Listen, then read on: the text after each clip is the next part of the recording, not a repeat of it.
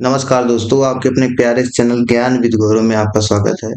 मैं आपको आज क्लास 10 के जो बार-बार रिपीट कर रहे हैं क्वेश्चन वही कराने वाला हूँ। ये क्वेश्चन आपको देखने को मिलेंगे ही, क्योंकि यही पैटर्न पर पेपर आपका आ रहा है। तो चलो देखो, ये क्वेश्चन क्या है? दिया गया है, सिद्ध कीजिए कि √3 एक अपरिमेय संख्या है। इसको आप जितना ज्यादा हो सके उतना ज्यादा इसको रट डालिए कि मतलब ये आएगा ही आएगा। तो चलो इसको देखो कैसे करेंगे। इसका करने का तरीका भी होता है, ऐसे आप इधर उधर कर लोगे तो आपको नंबर शायद एग्जामिनर कार्ड भी सकता है। तो देखो कैसे लिखोगे, सिद्ध कीजिए कि √3 एक अपरिमेय संख्या है। तो पहले क्या लिखोगे, सबसे पहले देखो एक अपरिमेय संख्या है, सिद्ध करना है, तो इसको हम पहले अब मानेंगे कि इसको पहले इसको उल्टा मानेंगे कि माना माना √3 क्या है, एक परिमेय संख्या है। ठीक, अपरिमेय संख्या सिद्ध करना है, तो पहले हम मान लेंगे कि माना √3 एक परिमेय संख्या है, ऐसे मानेंगे। माना √3 एक परिमेय संख्या है। परिमेय परिमेय संख्या है, ऐसे आप मान लोगे संख्या है।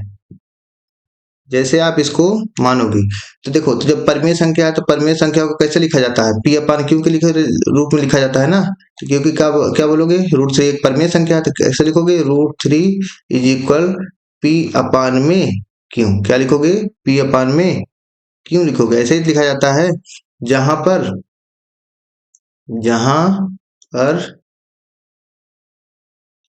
पी तथा क्यू सह अभाज्य संख्याएं होती हैं, समझे कि नहीं? सह अभाज्य सह अभाज्य सह अभाज्य संख्या है।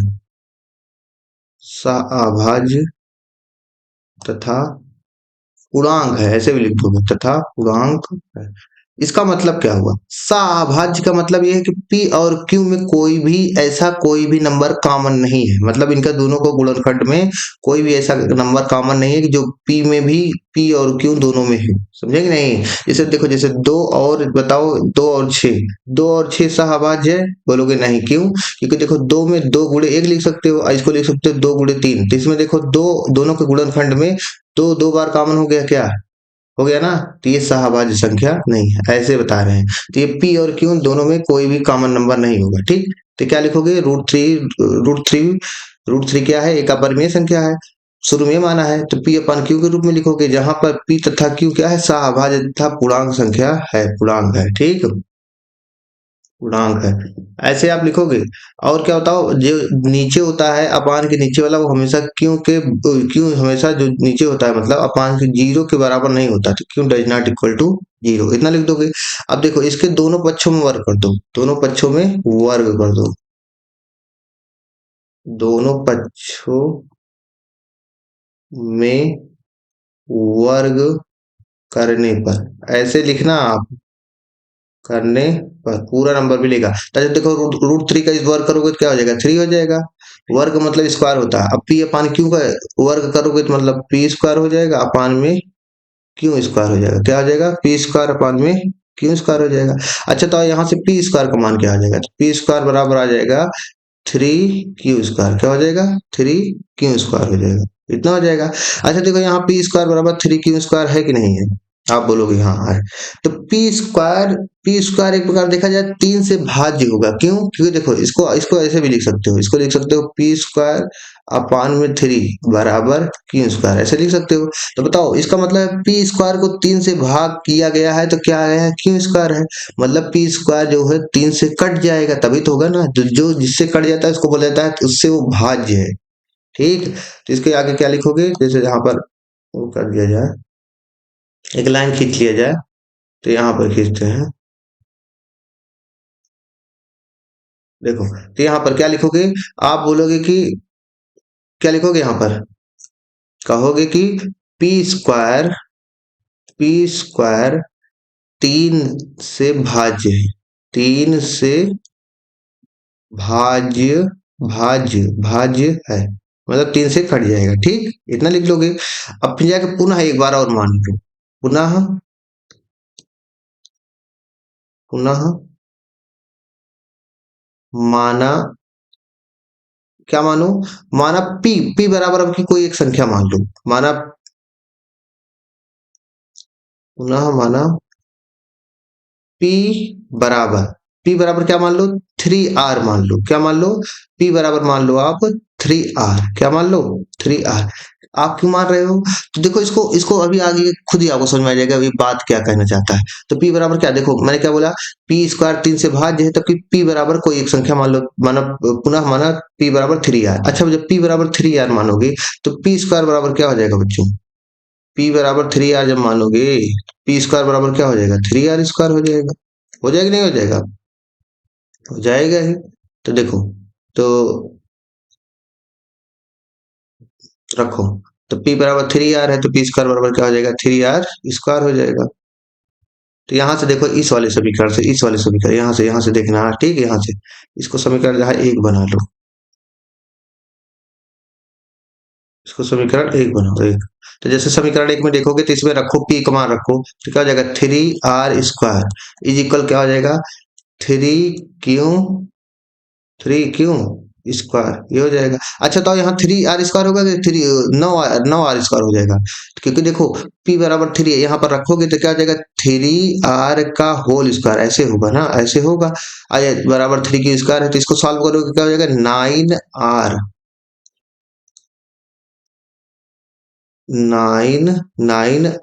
स्क्वायर इज इक्वल क्या हो जाएगा, 3 क्यों स्क्वायर, ये हो जाएगा। अच्छा देखो ये कट भी जाएगा, कटेगा कि नहीं कटेगा, कटेगा भाई कटेगा, क्यों नहीं कटेगा।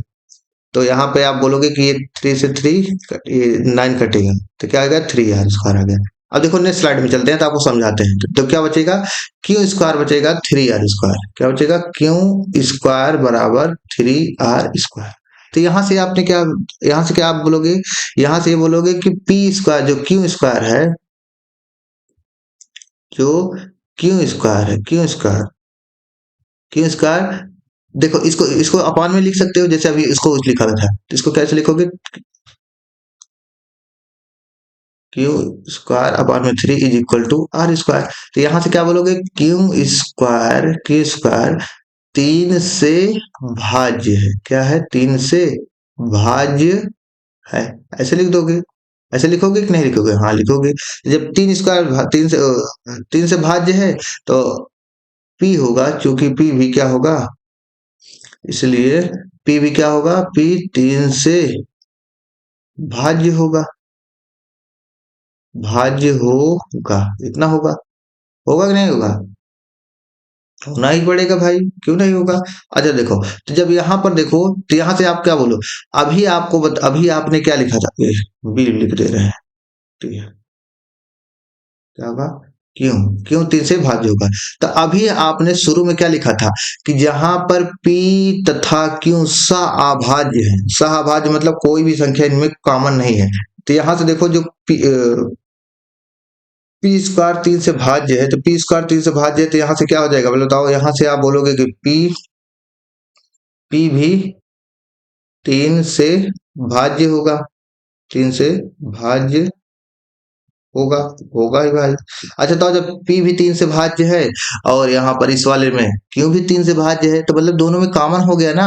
अभी शुरू में तो आपने बोला था कि भाई कोई कॉमन ही नहीं है, सहभाज्य है, तो यहाँ से आप क्या लिखोगे, यहाँ से इसको समीकरण आप बना लो, इसको समीकरण आप 2 बना लो, क्या बना लो, इसको समीकरण एक बनाया था क्या, सही है, समीकरण हटाओ, यहाँ पे आओ, कुछ नहीं, ऐसे लिखो, क्या लिखोगे आप बोलोगे कि 3 जो है, 3 तथा तथा क्यू, पी तथा क्यू का गुणनखंड है, क्या है, गुणनखंड है, क्या है, 3 पी तथा क्यू का गुणनखंड है। जबकि जबकि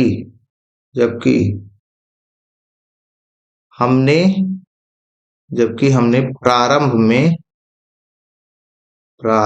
में माना था कि माना था कि माना था कि पी तथा क्यू सह अभाज्य है, अभाज्य पूर्णांक है, है। समझे नहीं? अतः हमारी कल्पना गलत होती है। जब देखो सहभाज्य है तो उसमें कोई कोई गुणनखंड होना ही नहीं चाहिए, समझे कि नहीं? तो यहाँ से क्या लोगे, क्या बोलोगे? अतः हमारी परिकल्पना,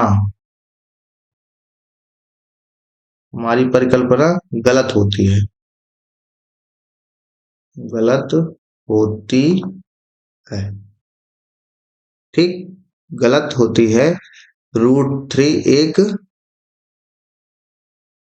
होती है कि √3 एक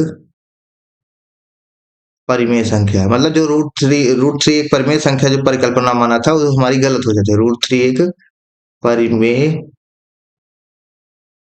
संख्या है। तो इतना लिख दोगे, फिर इसके नीचे जस्ट नीचे इसके क्या लिखोगे? इसके नीचे लिखोगे अतः √3, अतः √3 एक अपरिमेय संख्या। क्या लिखोगे? अपरिमेय, अपरिमेय संख्या है। इतना आप लिखोगे आपको पूरा नंबर मिलेगा। देखो शुरू से कैसे मैंने क्या किया है। पहले मैंने √3 को एक परिमेय संख्या माना, फिर जाके पी अपान क्यू के रूप में लिखा, क्योंकि रूप परिमेय संख्या को पी अपान क्यू के रूप में लिखा जाता है, जहां पर पी तथा क्यू सहअभाज्य तथा पूर्णांक है, मतलब सहअभाज्य और पूर्णांक संख्या है। तो जो अपान हर में लिखा जाता है, हर कभी भी 0 के बराबर नहीं होता। दोनों पक्षों में मैंने वर्ग किया, फिर जाके जब वर्ग किया तो पी स्क्वायर बराबर क्या आ गया? 3 क्यू स्क्वायर आ गया। तो देखो पी स्क्वायर को अपन 3 लिखोगे तो यहाँ से क्या लिखो? यहाँ से आपको क्या निष्कर्ष निकला कि पी स्क्वायर 3 से भाज्य है। जब पी स्क्वायर 3 से भाज्य है तो पी भी 3 से भाज्य होगा। पी 3 से भाज्य हो गया तो पुनः एक बार पी को क्या मान लिया हमने? 3r के बराबर मान लिया। तो दोनों पक्षों में वर्ग कर दिया। दोनों पक्षों में क्या किया? वर्ग कर दिया। वर्ग करने से क्या आ गया? 9r² बराबर 3 क्यू स्क्वायर आ गया। फिर आगे चलो, यहाँ 3 क्यू स्क्वायर, तो यहाँ से क्यू स्क्वायर बराबर 3r² है, तो ये अपान में जाएगा, तो क्यू स्क्वायर अपान 3 बराबर r² हो जाएगा। अब यहाँ से देखो, मैंने यहाँ से फिर निष्कर्ष निकल गया है कि क्यू स्क्वायर 3 से भाज्य है। जब क्यू स्क्वायर 3 से भाज्य है तो क्यों 3 से भाज्य होगा? अब 3p क्यों, देखो दोनों में क्यों भी 3 से भाज्य है, उधर p भी क्यों 3 से भाज्य है। तो यहाँ से तो ये दिख रहा है कि 3 जो है, मतलब 3 दोनों में कॉमन हो गया। प्रारंभ में तो हमने माना था सहभाज्य, तथा हमारी परिकल्पना गलत हुई कि √3 एक परिमेय संख्या है, परिमेय संख्या है, ये हमारी परिकल्पना गलत हो गई। और जैसे गलत हुई तो तुरंत हम बोल देंगे नेक्स्ट लाइन में कि √3 एक परिमेय अपरिमेय संख्या है। अच्छे समझ में आया होगा, अच्छे से आना भी चाहिए। ठीक, अब नई सवाल चलते हैं। देखो एक सवाल ऐसे भी आता है कि सिद्ध कीजिए कि 3√3 3√2 एक अपरिमेय संख्या है। ऐसी सवाल, ऐसी संख्या आ जाएगी, क्या करोगे? अच्छा बताओ √2 बताओ कौन सा संख्या है? √2 तो √2 बच्चों, √2 एक अपरिमेय संख्या होती है, पता होना चाहिए। ये भी सिद्ध करने को आता है अपरिमेय। जैसे √3 सिद्ध किया वैसे √2 भी सिद्ध कर सकते हो। इसको आप सिद्ध करके बताना, कमेंट बताना कि हाँ सही आप कर लिए, समझे कि नहीं? कमेंट में जरूर बताना। तो √2 क्या होता है बच्चों? √2 ये भी एक क्या होता है? अपरिमेय संख्या होता है, अपरिमेय, अपरिमेय संख्या होता है। तो चलो इसको सिद्ध करते हैं। √2 क्या होता है? अपरिमेय संख्या, याद रहना चाहिए। ठीक, चलो अब इसको सिद्ध करते हैं। ये कैसे सिद्ध करोगे? तो पहले देखो कि देखो 3√2 क्या है? एक अपरिमेय संख्या है। तो इसको पहले हम शुरू में क्या मानेंगे? इसका उल्टा मानेंगे। माना 3√2 एक परिमेय संख्या, ऐसे लिखो। माना, माना 3√2 एक एक परिमेय संख्या है, परिमेय संख्या है। ऐसे लिख दोगे? लिख दोगे कि नहीं लिख दोगे? हाँ लिख दोगे। जब परिमेय संख्या है जहां पर, तो पहले बताओ इसको, आप जब रूट इसको लिखोगे तो इसको क्या लिखोगे? 3√2 बराबर पी अपान क्यू, ऐसे लिख दोगे? लिख दोगे नहीं? जब परिमेय संख्या को पी अपान क्यू के रूप में लिखा जाता है। अब यहाँ पर क्या लिखोगे? जहां पर, जहां पर पी तथा क्यू क्या है? पी तथा क्यू सह अभाज्य है। क्या है? सह अभाज्य, सह अभाज्य है, सहभाज्य है, सह अभाज्य है, इतना लिख लोगे। तथा क्यों डज नॉट इक्वल टू 0, इतना लिख दोगे। लिख दोगे भैया। अब यहाँ बताओ ये जो है √2 है, √2 बराबर, ये देखो √2 बराबर क्या हो जाएगा? पी अपान में 3 क्यों हो जाएगा? ऐसे आप कर लोगे। मतलब जो यहाँ है ये पूर्णांक है, पूर्णांक 3 क्या है? पूर्णांक है। पूर्णांक को यहाँ पर नीचे ले लोगे तो पी अपान में 3 क्यों हो जाएगा, ऐसे लिख दोगे। हो जाएगा। अच्छा बताओ तो पी तथा क्यू क्या है? पी तथा क्यू, पी तथा क्यू क्या है? एक सह संख्या थी कि नहीं थी? तो बोलोगे हाँ, सह संख्या थी। तो यहाँ पर क्या बोलोगे? रूट टू क्या कौन सा संख्या है? Root two, root two, root two बताओ पहले हमको। अच्छा तो रूट टू अभी मैंने आपको बताया था, रूट टू यहाँ पर देखो, यहाँ से आप समझ जाओगे इतना मैं जो समझाने की कोशिश कर रहा हूँ। रूट टू जो होती है, रूट बताओ कौन संख्या होती है? ये परिमेय संख्या होती है कि अपरिमेय संख्या? तभी आपने बताया था कि अपरिमेय संख्या होता है। कौन संख्या होता है? रूट टू अपरिमेय संख्या होती है। अच्छा तो जब रूट टू अपरिमेय संख्या होती है तो अगर कहीं पर ऐसे लिखा जाए कि रूट टू मतलब रूट टू बराबर पी अपान क्यू के रूप में लिखा जा सकता है? बोलोगे नहीं सर, क्योंकि अपरिमेय संख्या को पी अपान क्यू के रूप में नहीं लिखा जा सकता, नहीं लिखा जा सकता। मतलब कहीं पर अगर अगर कहीं पर रूट टू बराबर पी अपान क्यू या P upon two Q three Q ऐसे को रूप में लिखा रहेगा, तो आप क्या बोल दोगे? कि आप बोल दोगे कि कुछ गलत है, कुछ गलत है। तो वैसे ही वही तरीका से ये प्रूफ हो रहा है, समझे नहीं? वही तरीके से ये प्रूफ हो रहा है कि रूट टू बराबर क्या है? पी अपान थ्री क्यों आ गया कि नहीं? मतलब ये तो परिमेय संख्या के रूप में दिख रहा है ना, पी अपान थ्री क्यों, ऐसे समझे कि नहीं? तो जब परिमेय संख्या तो क्या बोलोगे? यहाँ से क्या दिख रहा है? रूट यहाँ से ये आ रहा है, ये यहाँ से ये शो हो रहा है कि रूट टू, ऐसे लिखो, यहाँ यहाँ से यह प्राप्त हो रहा है, प्राप्त हो रहा है कि रूट टू, रूट टू एक परिमेय, परिमेय संख्या है। रूट टू एक परिमेय संख्या है क्योंकि, क्योंकि क्योंकि तीन पी तथा क्यू क्या है? एक पूर्णांक है। क्या है? एक पूर्णांक, पूर्णांक है। समझ नहीं? अच्छा देखो, जब ये परिमेय संख्या क्योंकि पी अपान क्यू के रूप में लिखा गया है, ये इतना लिखा गया है, ठीक। तो जब ये इतना परिमेय संख्या के रूप में क्या है, यहाँ से यह प्राप्त हो रहा है कि रूट टू एक परिमेय संख्या है, जो कि जो कि जो कि गलत है, जो कि गलत है। रूट टू, रूट टू एक अपरिमेय संख्या होती है। अपरिमेय, अपरिमेय, अपरिमेय संख्या होती है, संख्या होती है, ठीक। तो अपरिमेय संख्या होती है, रूट टू क्या है? अपरिमेय संख्या है, ठीक, होती है। तो जब अपरिमेय संख्या है तो यहाँ से क्या बोलोगे? यहाँ से अतः हमारी परिकल्पना गलत हुई, जो हमने माना था। यहाँ पर क्या लिखोगे? अतः, अतः हमारी, हमारी परिकल्पना, परिकल्पना, हमारी परिकल्पना गलत हुई। क्या हुई? गलत हुई। और जैसे हमारी परिकल्पना गलत हुई, हमारी परिकल्पना गलत हुई, अतः रूट टू क्या है? सॉरी, अतः थ्री रूट टू ना, क्वेश्चन में तो थ्री रूट था। थ्री रूट टू एक, शुरू में हमने क्या माना? देखो यहाँ पे क्या माना? थ्री रूट टू एक परिमेय संख्या, तो यहाँ से गलत हो गई परिकल्पना। जब गलत है तो उसका उल्टा सही हो जाएगा, अर्थात थ्री रूट टू एक अपरिमेय संख्या है। क्या है? अपरिमेय, अपरिमेय संख्या है। हो गया प्रूव, हो गया, समझे? तो ऐसे आप करना है, आपको पूरा नंबर मिलेगा। कोई भी अगर ऐसे आप लिखोगे तो कोई भी आपको काट नहीं सकता। ये हो गया, ठीक। अच्छे देख लिए, स्क्रीनशॉट लेना हो ले लो। यहाँ पर जाओ, समझ में आ रहा हो तो आप जरूर कमेंट में करके बताना। देखो ये क्वेश्चन इतनी बार रिपीट किया है कि कुछ कहने को नहीं है। तो ये क्वेश्चन जल्दी से करो, जल्दी। देखो कैसे लिखोगे? क्या बोला कि 5 वर्ष के बाद जैकब की आयु उसके पुत्र की आयु से 3 गुनी हो जाएगी। 5 वर्ष पूर्व जैकब की आयु उसके पुत्र की आयु की 7 गुनी थी। उनकी वर्तमान आयु क्या है? क्वेश्चन पढ़ लिएगा आप? नहीं, अच्छे से पढ़ो, क्योंकि क्वेश्चन बिना पढ़े आप नहीं कर सकते।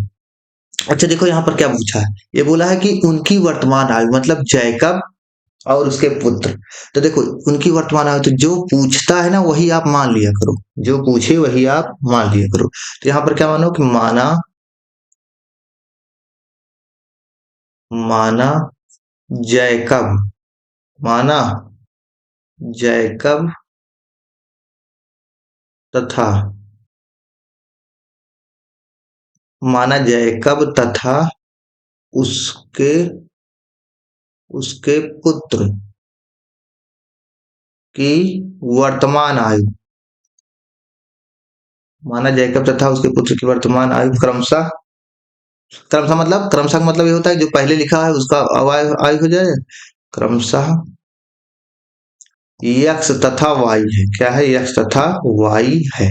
इतना लिख दोगे, यक्स तथा वाई है, वाई वर्ष है, ऐसे लिख दो, यक्स तथा वाई वर्ष है, ये हो जाएगा। ठीक। अच्छा, जब ये हो जाएगा, अच्छा तो फिर ये क्या बोला, अब इतना जैसे मान लियो, तब फिर क्वेश्चन में चलो। क्वेश्चन में क्या बोला है? 5 वर्ष के बाद जैकब की आयु उसके पुत्र की आयु से 3 गुनी हो जाएगी। अच्छा तो 5 वर्ष बाद, तो 5 वर्ष बाद तो मतलब क्या होगा कि जब जितने वर्ष बाद बोले तो उनकी आयु में उतना वर्ष जुड़ जाता है। तो देखो क्या लिखोगे, यहाँ पर लिखोगे 5 वर्ष बाद, 5 वर्ष बाद जैकब जैकब 5 वर्ष बाद जैकब तथा उसके पुत्र की आयु। अच्छा तो जब 5 वर्ष बाद तो क्या होगा, इसमें जोड़ दो 5, तो एक्स प्लस 5, तो ये किसकी आयु हो जाएगी? जैकब की। इतना हो जाएगा। तथा उसके पुत्र की, जैकब 5 वर्ष बाद जैकब तथा उसके पुत्र की आयु, क्रमशः लगा दो और अच्छा बन जाएगा। क्रमशः क्रमशः x+5 तथा तथा y+5 हो जाएगी। क्या हो जाएगी? y+5 वर्ष हो जाएगी। ठीक। अच्छा बताओ, ये तो आपको पता ही है, ये तो आपको पता है कि 5 वर्ष बाद जैकब तथा उसके पुत्र की आयु 5 वर्ष बाद क्या हो जाएगी? x+5 y+5। लेकिन ये बोल ही नहीं रहा है, ये तो बोल रहा है कि 5 वर्ष बाद जैकब की आयु उसके पुत्र की आयु से 3 गुनी है। तो ये आपका शर्त बना रहा है, मतलब कंडीशन बना रहा है। तो आप जैसे ऐसे लिख दोगे कि प्रथम शर्तानुसार, मतलब प्रथम शर्त में, पहले शर्त में क्या बोल रहा है? प्रथम शर्तानुसार। प्रथम शर्तानुसार क्या बोला रहा है कि 5 वर्ष के बाद जैकब पहले बोला है ना, जैकब की आयु पहले लिख दो। जैकब क्या बोला? जैकब, तो जैकब की आयु कितना है? x+5 है ना, तो x+5 जैकब की आयु उसके पुत्र की आयु से, तो फिर बराबर लगाओ, तो बराबर उसके पुत्र की आयु कितना है? y+5 है। y+5 आयु से कितनी गुनी हो जाएगी? आयु से 3 गुनी हो जाएगी। तो यहाँ पर इसी में 3 गुना लगा दो। ठीक। अब इसको सॉल्व करो, चलो इसको सॉल्व करो, कैसे हो जाएगा? x+5 is equal to 3y plus में 15 हो जाएगा। इतना हो जाएगा। अच्छा तो आओ, तो यहाँ से x, जब ये x-3y हो जाएगा। अब नेक्स्ट स्लाइड में चलो, क्या हो जाएगा? x-3y इज इक्वल टू क्या हो जाएगा? 15-5 हो जाएगा। क्या हो जाएगा? 15-5। इसको सॉल्व करो तो x-3y इज इक्वल क्या हो जाएगा? 15 में 5 गए 10 हो जाएगा। इसको आप समीकरण 1 बना लो, समीकरण 1 बना। अब फिर क्वेश्चन में चलो, फिर क्वेश्चन में इतना यहाँ तक आपने कंप्लीट कर लिया। अब क्या बोला है? 5 वर्ष पूर्व, पूर्व मतलब पहले, वर्तमान से पहले, वर्तमान से 5 वर्ष पहले जैकब की आयु उसके पुत्र की आयु की 7 गुनी थी। तो पहले बताओ, 5 वर्ष पहले बताओ जैकब की आयु कितनी होगी? तो पहले देखो, यहाँ पर देखो, ऐसे लिखोगे 5 5 वर्ष 5 वर्ष पहले जैकब की आयु, जैकब की आयु क्या हो जाएगी? जैकब का x-5, x-5 वर्ष, x-5 वर्ष तथा उसके पुत्र की आयु, उसके पुत्र की आयु y-5 वर्ष होगी। क्या होगी भैया? y-5 वर्ष होगी।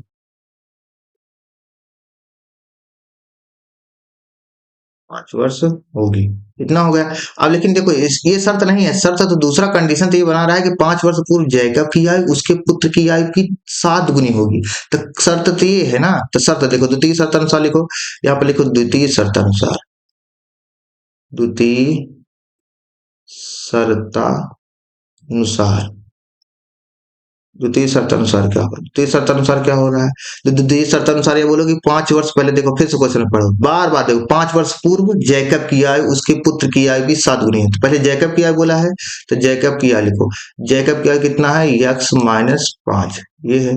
उसके पुत्र की आयु की 7 गुना है, उसके पुत्र की आयु की 7 गुना, 7 गुना लिख दो।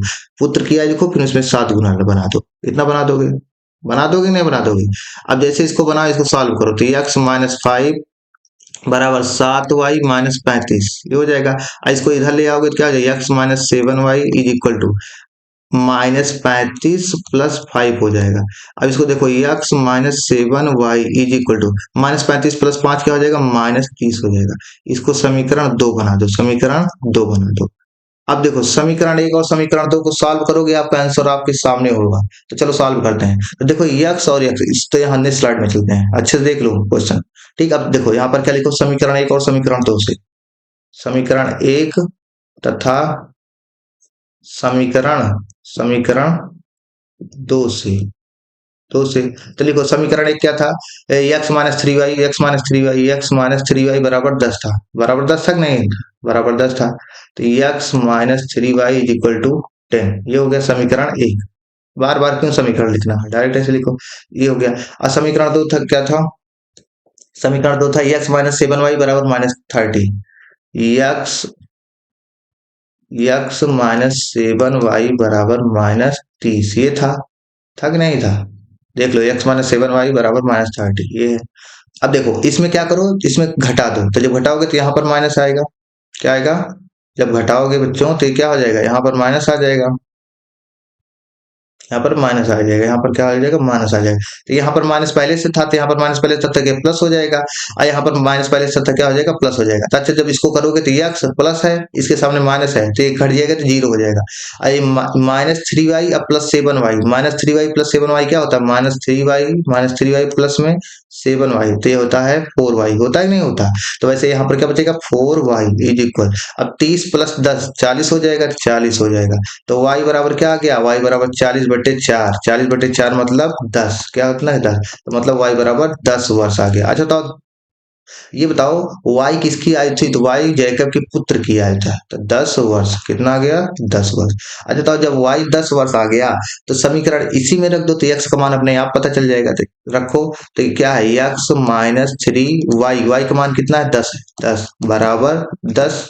तो देखो x माइनस 30 बराबर 10, तो x बराबर क्या हो जाएगा, 10 प्लस 30, तो x बराबर आ जाएगा 40 वर्ष, क्या आ जाएगा, 40 वर्ष। तो क्या बोलोगे, अतः जैकब की आयु, जैकब की जैकब की आयु कितना हो जाएगा, देखो क्या, 40 वर्ष, 40 वर्ष, तथा तथा उसके पुत्र की आयु, पुत्र की आयु उसके पुत्र की आयु उसके पुत्र की आयु 10 वर्ष होगी, क्या होगी, 10 वर्ष होगी, 10 वर्ष होगी, हो गया। ये क्वेश्चन बच्चा, ये क्वेश्चन आपके लॉन्ग क्वेश्चन में आएगा, 8 नंबर आपको दे जाएगा।